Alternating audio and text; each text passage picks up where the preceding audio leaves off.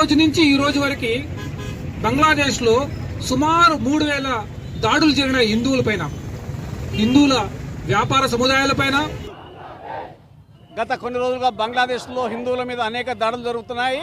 వారి ప్రధాన ఉద్దేశం మొట్టమొదటిగా మనకు హసీనా ప్రభుత్వాన్ని తొలగించి వారికి అనుకూలమైన ప్రభుత్వాన్ని స్థాపించుకోవాలన్న ఉద్దేశంతో మొదలుపెట్టినారు. అక్కడ ఎవరైతే మన యూనస్ ఉన్నాడో యూనస్ని అక్కడ ప్రభుత్వాన్ని స్థాపించిన తర్వాత మెల్లమెల్లగా అక్కడ ఉన్న మైనార్టీల మీద దాడులు చేస్తూ మైనార్టీల నిర్మూలన అనే ఒక కార్యక్రమాన్ని బంగ్లాదేశ్లో అక్కడ ఉన్న ముస్లింలు ప్రధాన పాత్ర చేస్తున్నారు. ఇది చాలా ఖండించదగిన విషయము. అక్కడ ఉన్న హిందువుల ధన మాన ప్రాణాలకు విలువ లేకుండా పోయింది.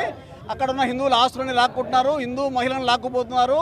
వారు అనేక హింసలు పెడుతూ అక్కడ హిందువులు భవిష్యత్తులో ఉండకుండా దీని పన్నాగం జరుగుతుంది. ఇది మన ఆస్తులు మన సంతానాన్ని కూడా వాళ్ళందరూ లాక్కోవాలని చూస్తారు.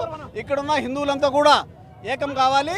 భారత ప్రభుత్వం బంగ్లాదేశ్ మీద ఒక యుద్ధం ప్రకటించి అక్కడ హిందువులకు రక్షణ కల్పించాలి. లేదంటే బంగ్లాదేశ్లో హిందూ దేశాన్ని సపరేట్గా ఏర్పాటు చేయాలని చెప్పేసి కోరుతున్నాం. జై శ్రీరామ్.